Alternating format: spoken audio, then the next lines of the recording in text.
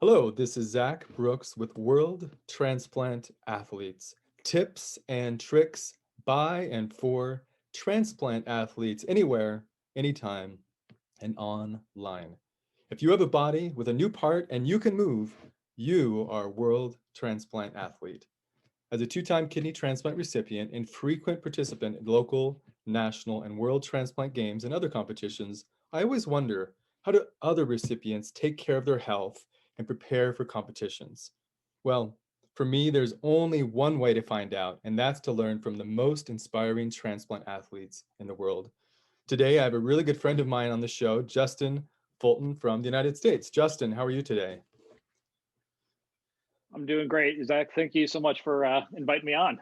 Yeah, so Justin won't brag about himself, so I get to a little bit. I mean, Justin is probably, from the American perspective, the athlete I absolutely admire the most. I mean, he's so disciplined, he's really good, and he always motivates me to get better. I've competed against Justin multiple times in U.S. games. He's often beaten me, but just the fact that he's there and I know he's dedicated really motivates me. He's just an excellent athlete, so I had to put that in there. So, Justin, before we get going, yeah, you're welcome. So, and I knew you wouldn't do that, so I had to. So, you sent me your tips a few weeks ago, so thank you so much for that. But before we get to that, I want people to get to know you a little bit. So I have 4 warm-up questions for you. So number 1, which transplants have you had?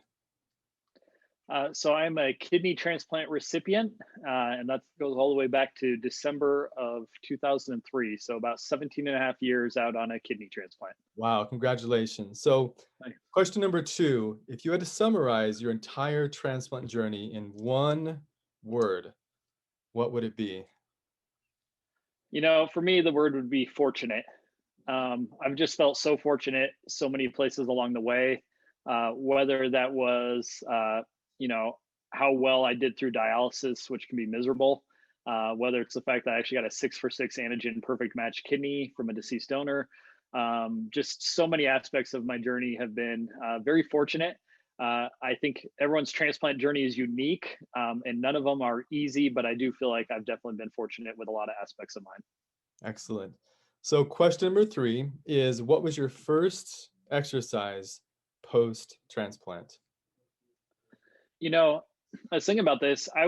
Another area where I was fortunate is I was actually still riding my road bike while on dialysis, waiting for my transplant. And so I was still working out some, but one of my goals after my transplant is I wanted to get back to running. I'd actually been a collegiate runner for a couple of years before I got more sick. And so I wanted to get back to running, but I'd have to say my first exercise post-transplant was actually walking, because it was a long process to go from walking to jogging to eventually running again. And so ramped it up. But How long did that take? I was pretty motivated to get walking. Yeah, how long did that take altogether? Because you're obviously a very accomplished runner by most people's standards. So, walking, jogging, running. Like, give us the time frame for each of those three categories of movement for you after your transplant. Yeah, I think walking was as soon as they'd let me out of the bed, right after the transplant. Yeah. I remember pushing, how you have the little pole and you're pushing around the corridor in the hospital, walking the halls, doing laps. So I was trying to get up and move as soon as possible. One of the doctors had really recommended it would help after, major surgery to move some. And so I was like, sweet, I love moving. So I was trying to get moving. So walking was almost immediate. But some of the other stuff I kind of had to wait for. I know they had, because of the way the incision was, and then they told me, it was like 8 weeks to drive and 12 weeks to do something else. And there was, no lifting of certain weights. And so I tried to follow kind of their guidelines. So it really was probably in that 8 to 12 week mark when I finally started jogging. And really it was probably 4 to 6 months before I would say I was actually like running again. Nowhere near obviously the high school and collegiate level that I'd run at, but was at least getting out there and going on some runs and getting a little distance. Yeah, what's so important about your answer to me is that I'm thinking about an average Joe or Jane who, is decent fitness, gets done with their transplant. Maybe they want to exercise really quickly. I mean, you were riding your bike, you had a lifetime of athletic competition. So you even waited 6 months until you're really starting to run again. So I think, for anyone out there, if you're like waking up today and you're in a hospital room with your transplant, put your timer on. 6 runs from now, you can do that exercise you want to do, but not much earlier in many ways. I mean, Justin's a very accomplished guy, and he took a lot of time to fully recover because your body is a very different body. So the final Yeah, question, go ahead, Jed. Yeah, go ahead, Justin, please. I was just gonna say I was trying to keep the long term perspective on it because as much as I was antsy to get back, and one of the amazing things was with transplants is dialysis was totally wiping me out, and so in some ways I felt immediately better after the transplant, or at least had a little more mental clarity and some of that stuff. I felt like I was definitely the transplant was working. So I was a little antsy, like, but I tried to really have that long term view and just know that hey, I want to get back into this the right way and not. I knew there would probably be more negative outcomes from overdoing it than just being patient. And patience not always my strong suit, but I've been working on it for a lot of years now to just, So I knew I should build up slow. Yeah, I understand. So the final warm up question before we get to the tips, Justin, is in which activities and sports do you regularly participate?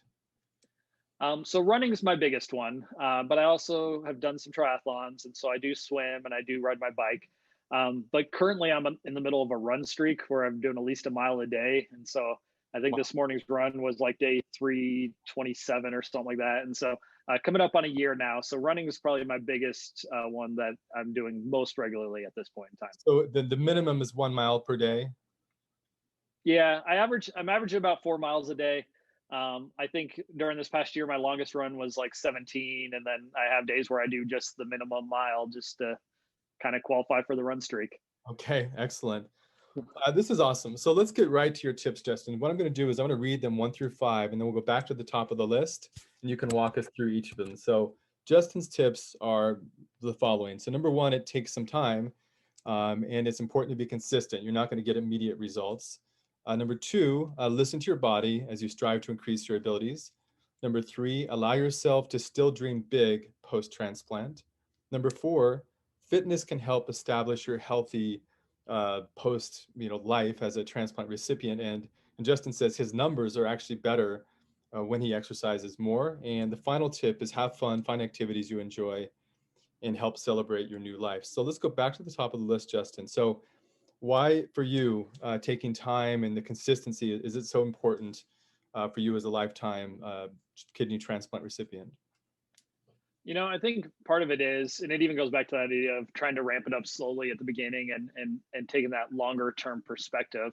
I think one of the things I've just realized even more so now, and I realized it obviously as a collegiate runner, is you kind of need to establish that base and that base fitness before you can really try to push yourself further.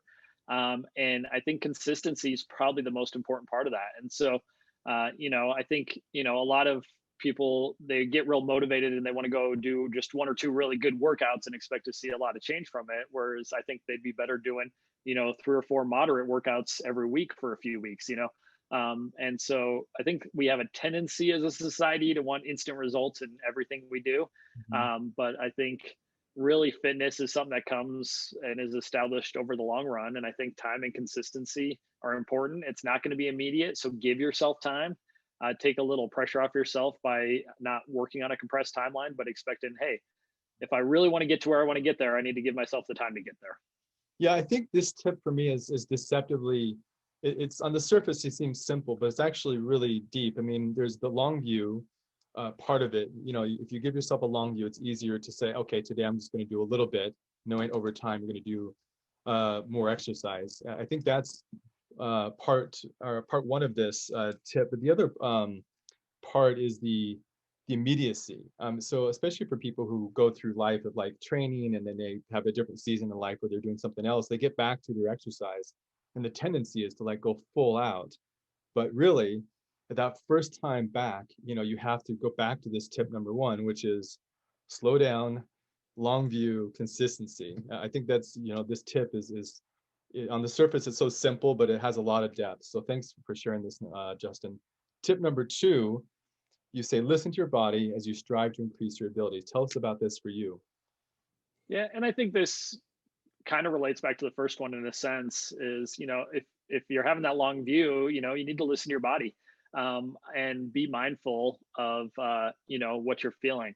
A lot of times, especially post transplant, we could potentially be more harmful to ourselves by overdoing it instead of under doing it and just being consistent for longer. And so I think it's just important that we listen to our body. I know for me as a runner, as a college runner, we didn't worry about hydration that much. We'd drink water before, and then we'd go run, sometimes, 15, 16, 17 miles, and then get water when we were done.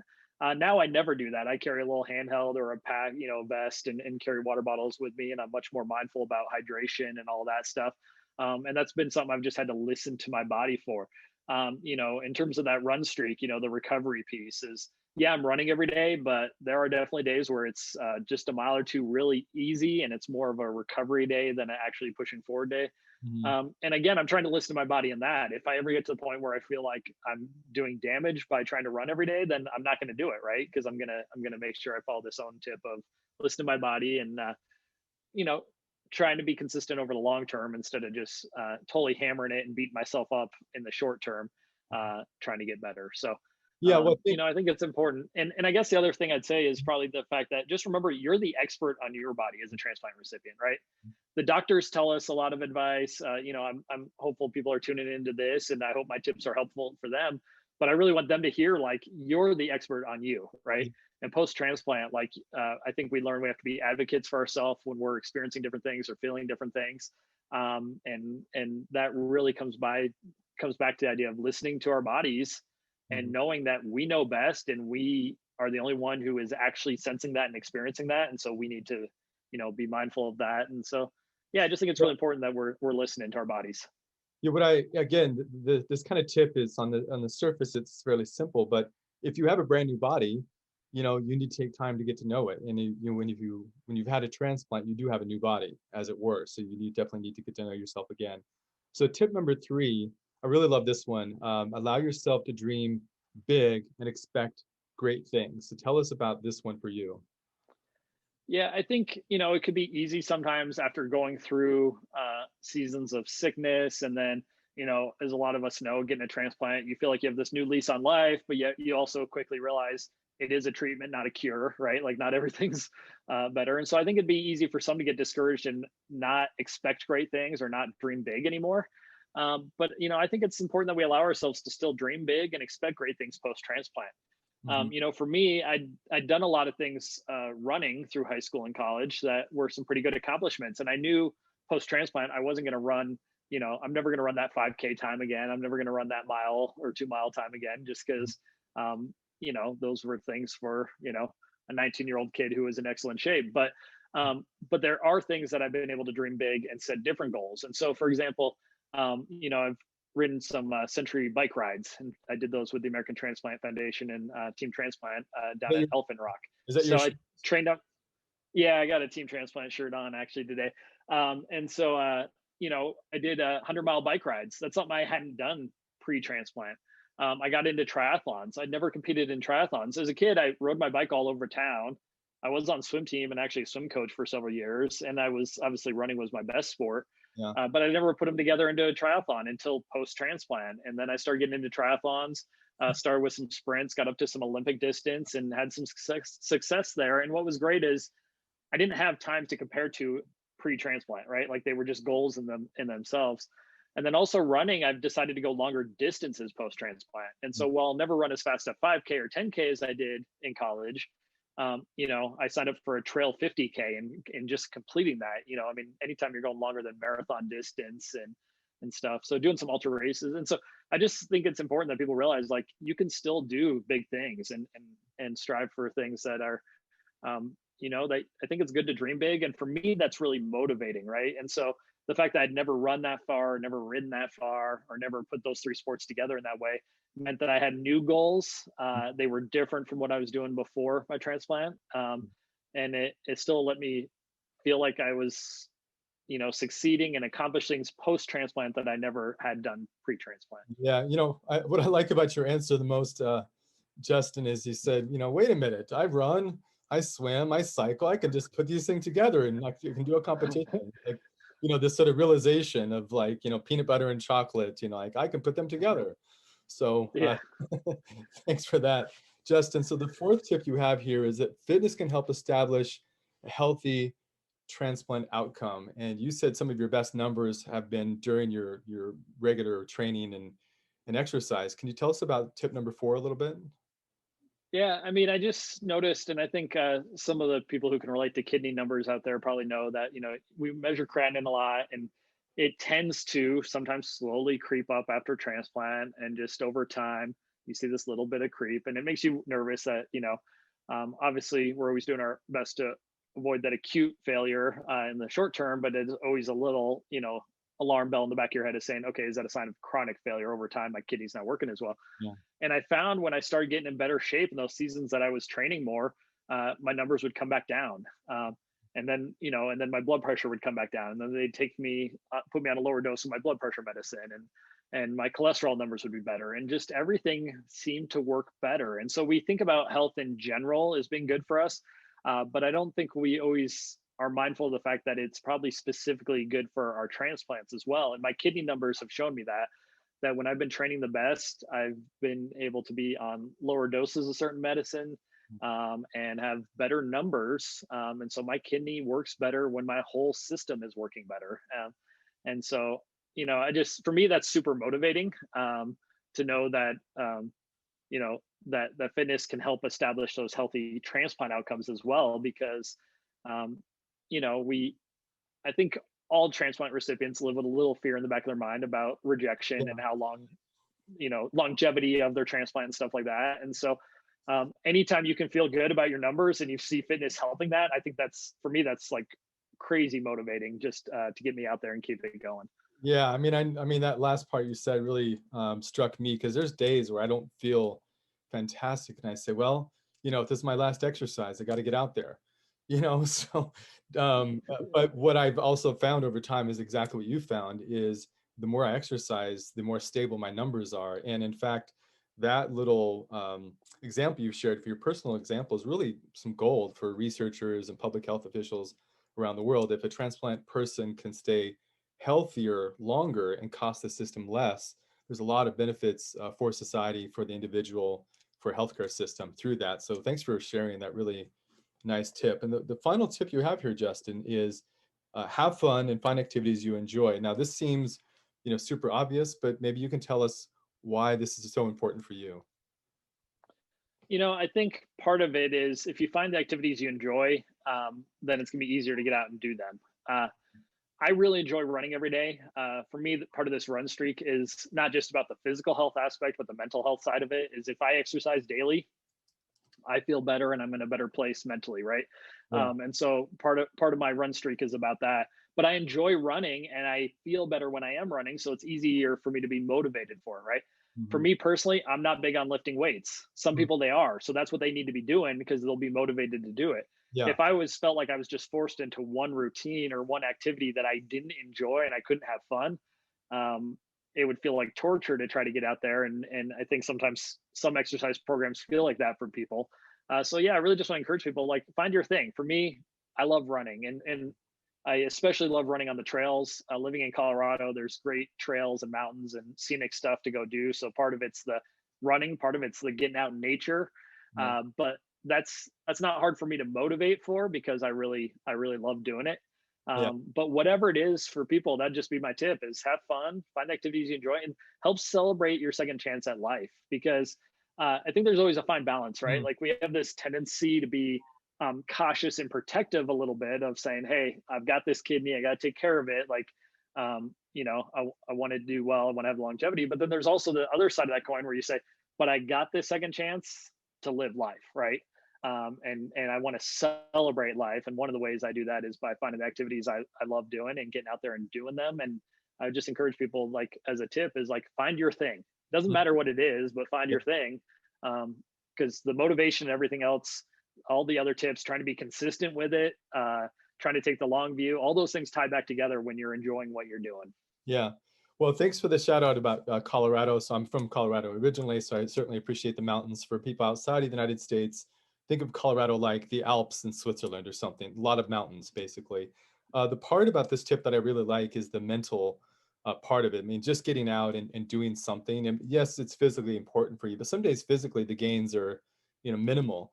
But usually the mental gains on a daily basis are really extraordinary. So I think that particular detail is really important, Justin. So Justin, thank you so much for being on the show today. For all audience members out there, log on to facebook.com/World Transplant Athletes. You can also find me on Instagram, World Transplant Athletes.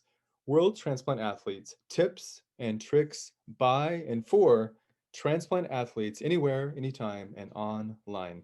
If you have a body with a new part and you can move, you are a world transplant athlete. Justin, thank you so much today.